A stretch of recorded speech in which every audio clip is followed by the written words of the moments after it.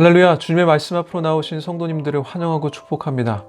오늘 주님의 말씀이 여러분들 삶이 되는 귀한 축복이 함께 하시기를 기도합니다. 오늘은 대한민국과 미국을 위하여 기도함으로 주님 앞으로 나아가겠습니다. 하나님을 경외하고 기도하는 지도자들을 일으켜 주셔서 대한민국과 미국을 순결하고 거룩한 나라로 새롭게 일으켜 주시옵소서. 코로나19의 사태가 빠르게 진정되게 하시고 이를 위해 힘쓰시는 모든 의료진들과 연구진, 공무원들에게 능력과 힘을 더하여 주시옵소서. 그리고 둔화된 모든 교육, 경제 시스템을 회복시켜 주셔서 이로 인해 고통당하고 있는 연약한 국민들을 위로하여 주시고 이로 인한 사회적 불안과 혐오로 마음이 나뉘지 않게 하시고 오히려 하나됨의 은혜를 허락하시옵소서. 아멘. 이 모든 말씀 살아계신 우리 주 예수 그리스도 이름으로 기도드리옵나이다. 아멘. 오늘 주님께서 허락하신 말씀 함께 보도록 하겠습니다. 주님이 허락하신 말씀은 빌립보서 2장 14절로 18절 말씀입니다. 제가 봉독해 드리도록 하겠습니다. 2장 14절로 18절입니다. 모든 일을 원망과 시비가 없이 하라. 이는 너희가 흠이 없고 순전하여 어그러지고 거스르는 세대 가운데서 하나님의 흠 없는 자녀로 세상에서 그들 가운데 빛들로 나타내며 생명의 말씀을 밝혀 나의 다름질이 헛되지 아니하고 수고도 헛되지 아니하므로 그리스도의 날에 내가 자랑할 것이 있게 하렴이라. 만일 너희 믿음의 재물과 섬김 위에 내가 나를 전제로 드릴지라도 나는 기뻐하고 너희 무리와 함께 기뻐하리니 이와 같이 너희도 기뻐하고 나와 함께 기뻐하라. 아멘. 하나님의 말씀입니다. 오늘 본문 2절에는 바울은 두렵고 떨림으로 구원을 이루라고 빌립보 교인들에게 권면하였습니다. 그것은 우리 안에서 우리를 마음먹게 하시고 행하게 하시는 분이 하나님이시기 때문이다 라고 바울은 밝히고 있는데요. 그렇기 때문에 구원의 여정 가운데 하나님께서 언제나 우리와 함께 하신다는 확실한 약속이 되는 것입니다. 그렇습니다. 우리 그리스도인의 삶이란 어느 한 곳에 머무는 정적인 삶이 아니라 계속해서 앞으로 전진해 나가야 하는 구원의 여정인 것입니다. 즉 예수님을 만나서 그분을 믿는 것에 멈추지 않고 그분을 따라 사는 삶이라는 것입니다. 그 신앙의 여정을 가야 하는 우리들에게 하나님께서는 우리 안에서 역사하시며 동행하신다라고 약속하고 계시는 거예요. 결국 구원의 본질은 바로 우리 안에 역사하시는 하나님이신 것입니다.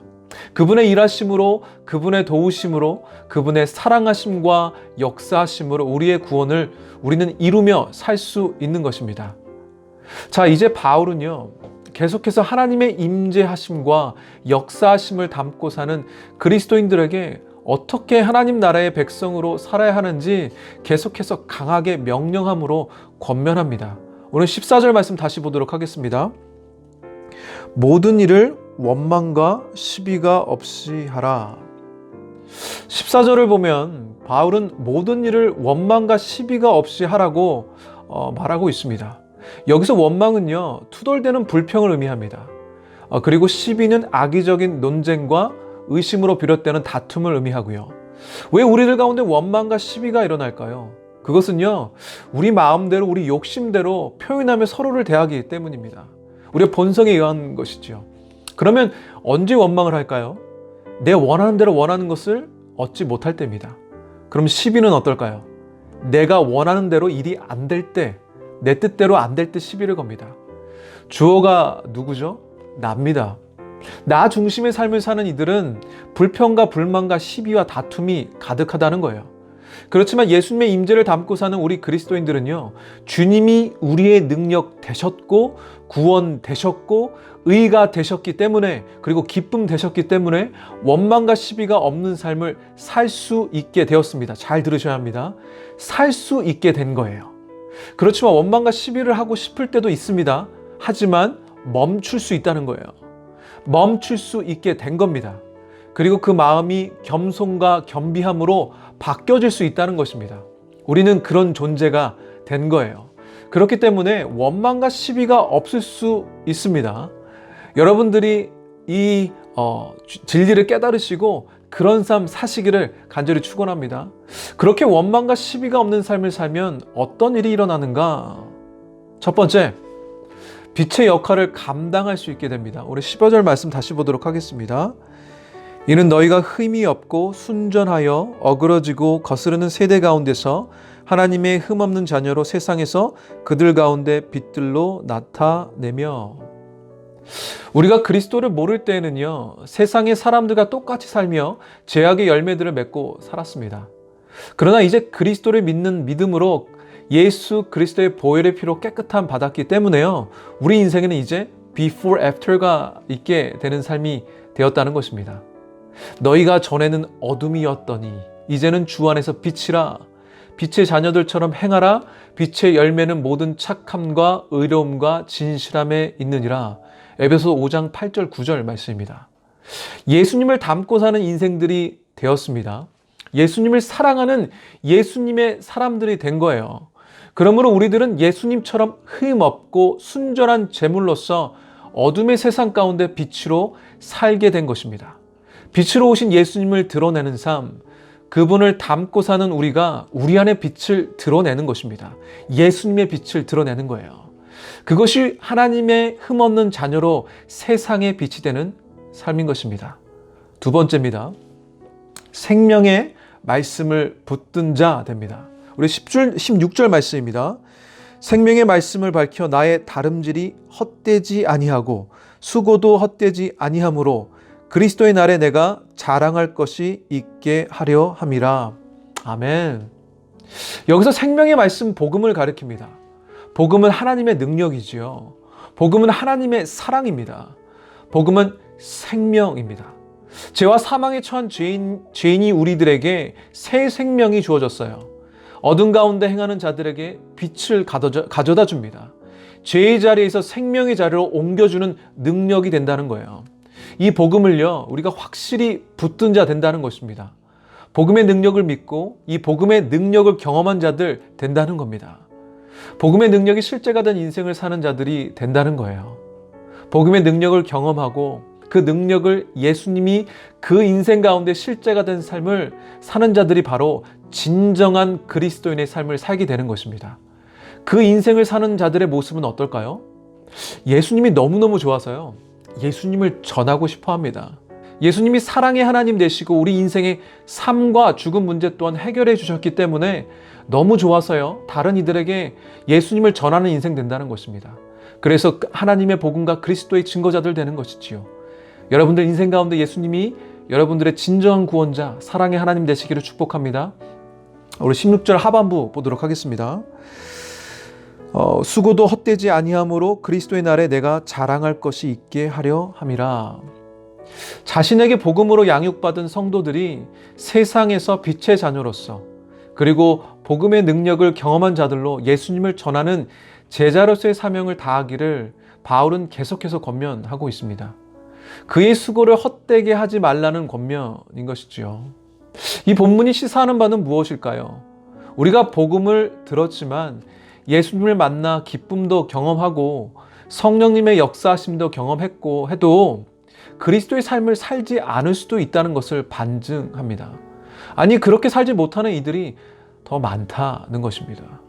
이렇듯 우리들이 구원의 여정 가운데 말씀에 비추어 깨달음 없이, 가르침 없이, 그리고 주님의 도움이 없이는요, 우리는 이 여정을 마칠 수 없다는 것입니다.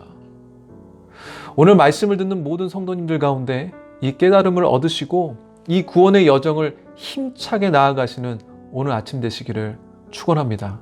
우리 17절 보도록 하겠습니다. 17절입니다. 만일 너희 믿음의 재물과 섬김 위에 내가 나를 전제로 드릴지라도 나는 기뻐하고 너희 무리와 함께 기뻐하리니.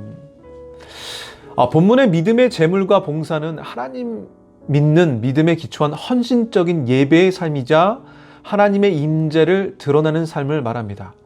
여기서 언급되고 있는 관제 그리고 전제라고 쓰였는데요.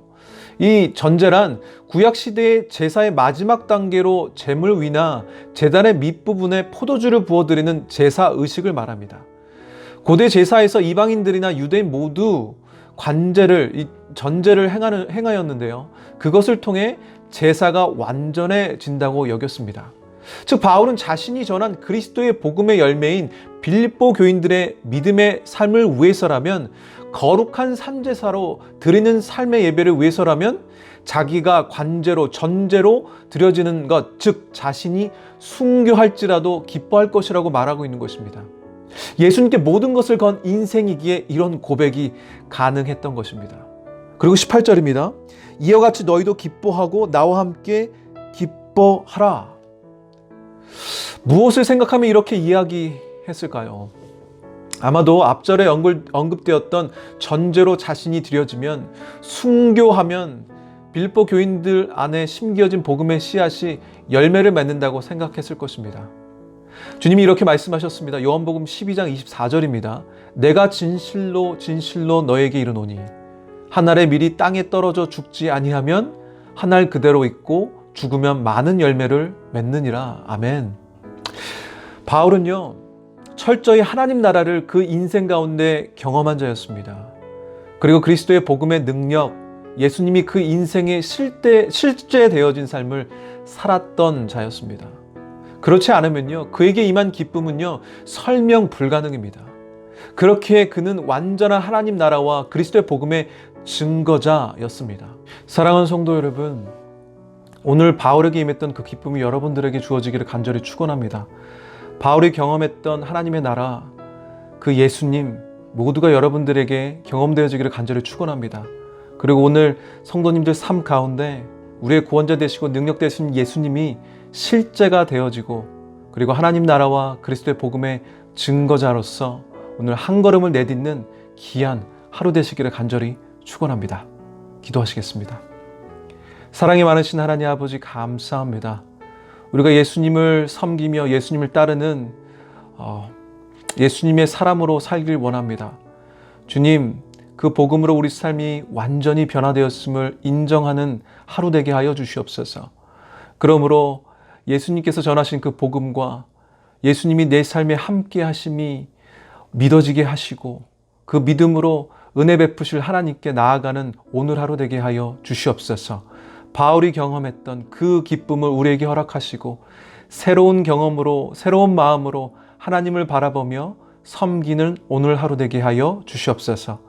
함께 하시고 우리와 동행하시며 우리 구원의 여정을 허락하신 주님께 모든 영광 올려드리오며, 이 모든 말씀 살아계신 우리 주 예수 그리스도 이름으로 기도드리옵나이다. 아멘.